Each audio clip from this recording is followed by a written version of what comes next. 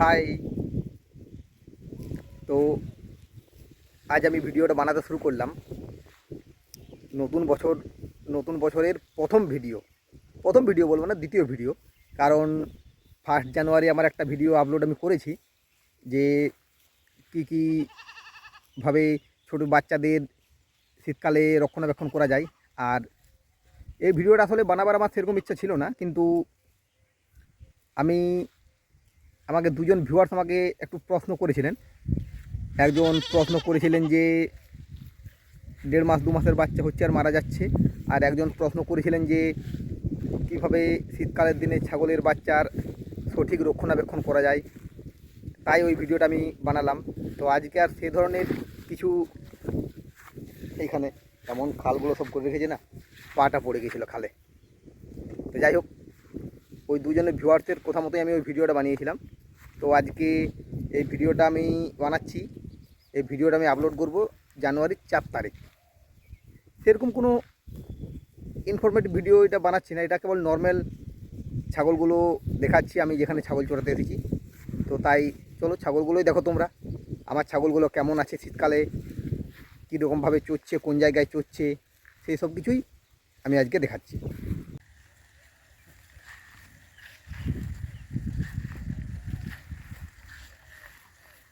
এই খালটাতে পাটা ঢুকে গিয়েছিল। আসলে বর্ষাকালে গাছ লাগাবার জন্য এই গর্তগুলো করেছিল, তো গাছ তো লাগানো হলো না, এগুলো ফেলে রেখে দিয়েছে এরকমই। এখানে বাচ্চা ছাগল দুটো আছে দেখো,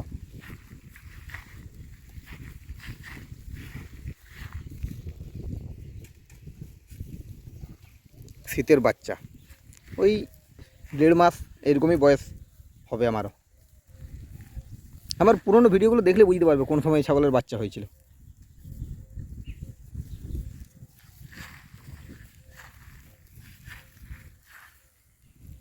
খাসি ছাগলটা একটু কয়েকদিন আগে ধান খেতে খেতে কুড়িয়ে পরে খেয়েছিল, তাই পাতলা পায়খানা করছিল। যাই হোক, এখন ঠিক আছে। এটা পাঁঠা ছাগল।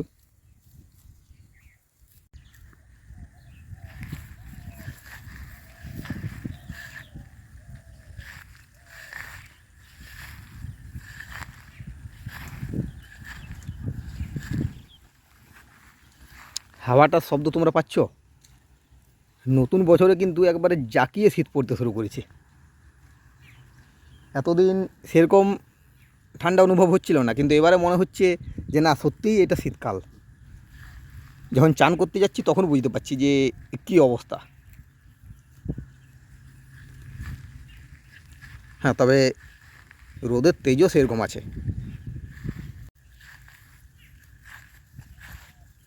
এই দুটো ছাগলেই কিন্তু গাভীন আছে।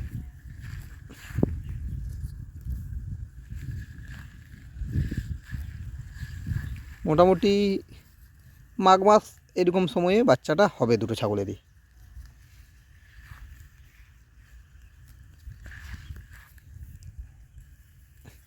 এইটা ফার্স্ট টাইম, এইটাও ফার্স্ট টাইম।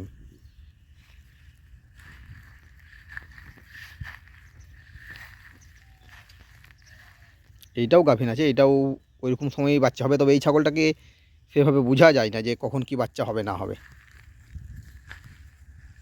কিন্তু ওই সময়ের হিসাব আছে, ওই সময়ের হিসাব অনুযায়ী ঠিক।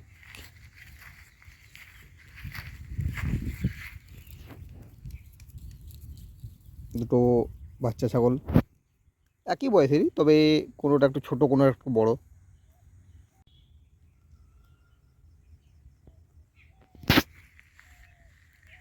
এইখানে একটা আছে। আর আমার ছাগলের সাথে আমার বাছুরটা চড়তে আসে প্রত্যেক দিন। ছাগল যেখানে চড়বে বাছুরটাও সেখানে চড়বে। এই যে ওইখানে চড়ছে দূরে, আমি আর যাচ্ছি না ওইদিকে, চলেই এলাম বলি দেখাই।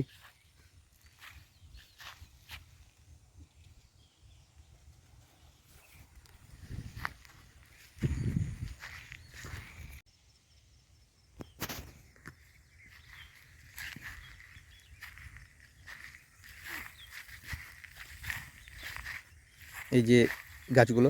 এই গাছগুলো ওই যে ওই খাল কেটেছিল না, প্রথমে ওই দিকটায় লাগাবার করেছিল, প্ল্যান করেছিল, তারপরে ওই দিকটা চেঞ্জ করে এই দিকটাতে গাছগুলো লাগানো হয়েছে।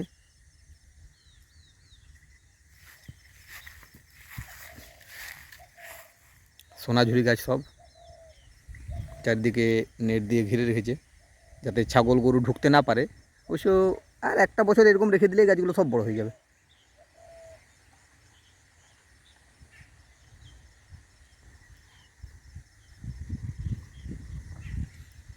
এই গাছগুলো বড় হলে গ্রীষ্মকালে আমার সুবিধা, যখন আমি ছাগল চড়াতে আসবো। আবার ফিরে যাচ্ছি ছাগলগুলোর কাছে। গাছগুলোও দেখালাম, বাছুরটা দূরে রয়েছে, বাছুরটাকেও দেখালাম। এবারে আবার ছাগলগুলোর কাছেই যাই, কারণ প্রত্যেক ভিডিওতেই নিজেকে দেখাই। তো আজকে আমি নিজেকে বেশি দেখাচ্ছি না, আজকে ছাগলগুলোকে বেশি দেখাচ্ছি। দেখি যদি ভিউটা বেশি বাড়ে তো বাড়ুক। কারণ কি হয়, সব ভিডিওতে নিজে কথা বলি তো ছাগলগুলো খুব স্পষ্ট আসে না। তো এদিকে দাড়িটাও শীতকালে কাটা হয় নাই, কারণ যা ঠান্ডা, আমি ওই যে মুখে যখন জলটা ঝাপটা মারে না, তখন আর সহ্য করা যায় না, ওই ঠান্ডাটা সব থেকে বেশি লাগে। ওই জন্য বলি থাক, এখন কাটবো না। আবার চলে এলাম ছাগলের কাছে। এই একটা পাঁঠা, 3টা পাঁঠা আছে। বড় পাঁঠা, বিশাল বড় বীর পাঁঠা বলবো না, এগুলো সব ওই মাঝারি সাইজের। কিন্তু ব্যাপারটা হচ্ছে কি যে এখন আমার বড় পাঁঠার দরকার নেই, কারণ এই সময় সব ছাগলগুলো গাভীন আছে, কারো বাচ্চা হবে, যখন পাঁঠার দরকার হবে তখন কিন্তু এগুলো বড় হয়ে যাবে সব। তো এই একটা পাঁঠা আছে, আর এইটা পাঁঠা আছে একটা এখানে।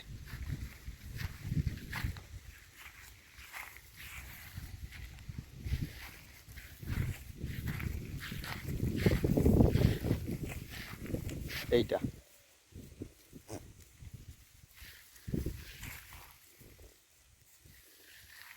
আর একটা আছে, ওই যে নিচে রয়েছে।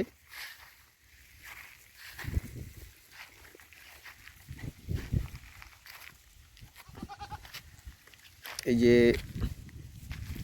এই গাছের গোড়াতে।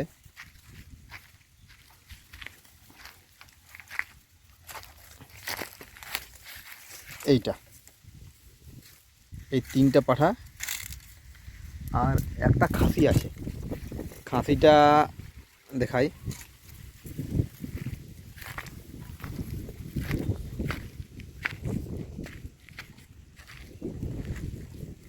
দেখছো, এই দেখো, এইটা খালটাতে যেটা রয়েছে।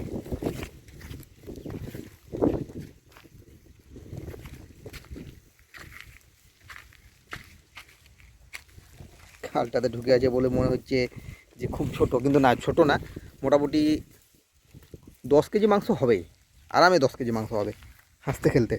তো ওই আছে, এই পাঁঠাটাকে ভাবছি বিক্রি করে দেবো।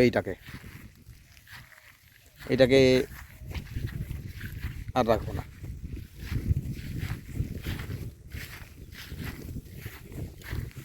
এটাকে বিক্রি করে দেবো। মাংসর দরে দিতে হবে, কারণ এই পাঁঠাটার অন্ডকোষটা, একটা অন্ডকোষ আছে এটার, তো মাংসর দরেই একে দিয়ে দেবো। দেখি একজনের সাথে দরদাম চলছে, যদি হয়তো ভালো না হয় কেটেই বিক্রি করতে হবে আমাকে। মোটামুটি 7 কেজি মাংস হবে, হ্যাঁ আরামসে 5,000 টাকায় পাঁঠাটা চলে আসবে। কিন্তু এই লাল পাঁঠাটাকে আর ওই যে আরেকটা যে কালো পাঁঠা দেখালাম, এই দুটো পাঁঠা আমার এখন থাকবে মোটামুটি শ্রাবণ মাস ভাদ্র মাস পর্যন্ত। এই পাঁঠা দুটো আমার থাকবে, আর ওইটাকে দিয়ে দেবো। আর বাকি যে ছোটো বাচ্চাগুলো আছে, ছোটো 7টা বাচ্চার মধ্যে 4টে পাঁঠা আছে, 4টে পাঁঠা বাচ্চা আছে বাকি 7টা বাচ্চার মধ্যে। এখানে সবাই যে ধান উঠে না বাড়িতে এই সময়, এই যে উঠোন বা খামার বাঁধার জন্য লাল মাটি নিয়ে গেছে। এটা বেলে মাটি, আমাদের এদিকে লাল মাটি বলে। লাল মাটি আমরা বলি কারণ এই মাটিটা দিলে খুব সুন্দর খামারটা মানে বেশ এক কোথায় লাল রঙের বলা চলে, লাল রঙ ঠিক হয় না কিন্তু মাটিটা এরকমই বলে।